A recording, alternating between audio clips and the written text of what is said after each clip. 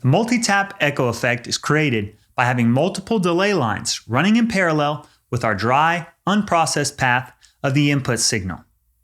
Each delay path will have a separate block with a different delay time. And if we want, each path can also have a different gain level. This makes it possible, if we're using a feed-forward approach, to still have multiple repetitions of our input signal.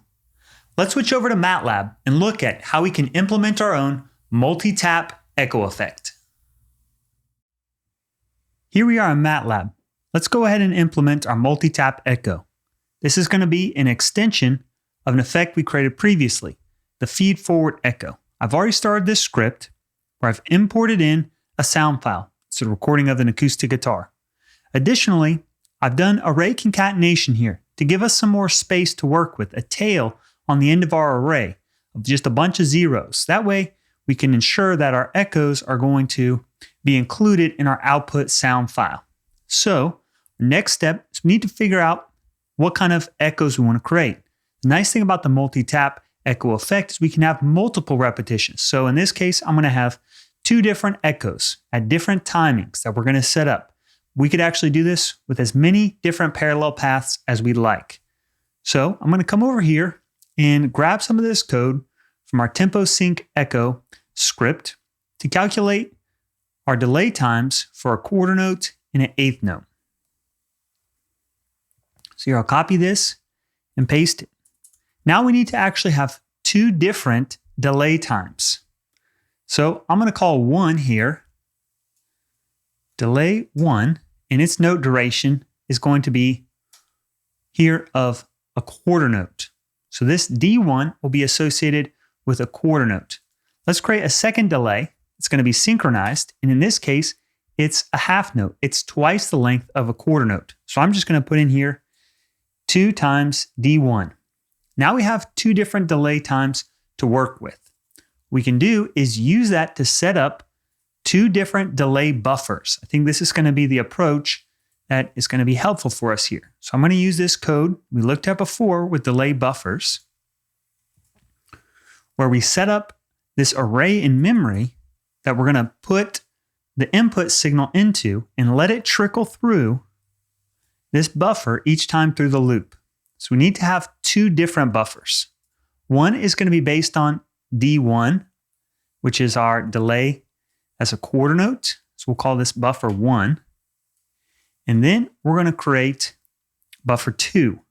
And that's going to be, the length of it is based on D2. Remember, the length of the buffer is actually going to be what creates the memory. Change the length of it to impact the time it takes for the echo to occur.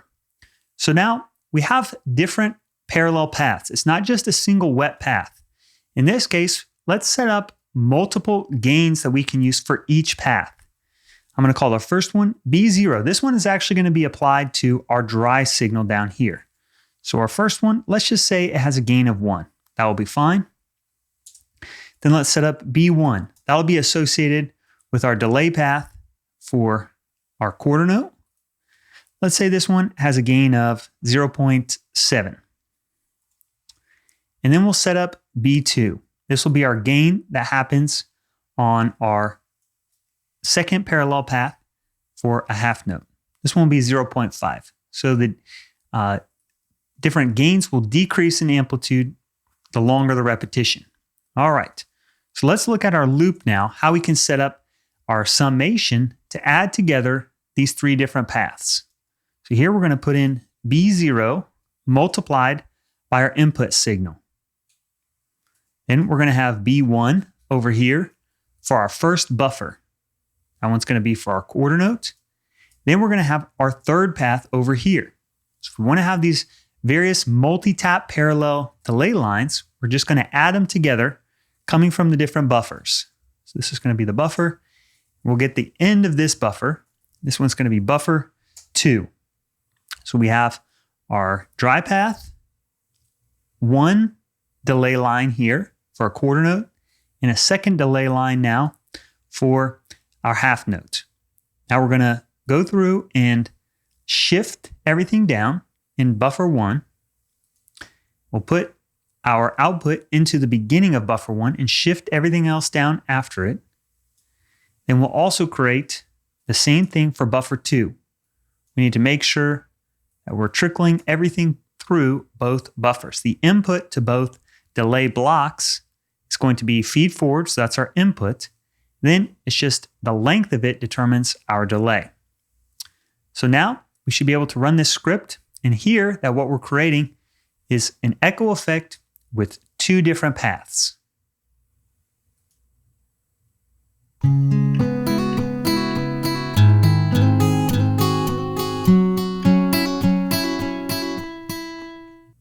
So now we've been able to create an echo effect based on the feed-forward approach that will have multiple repetitions.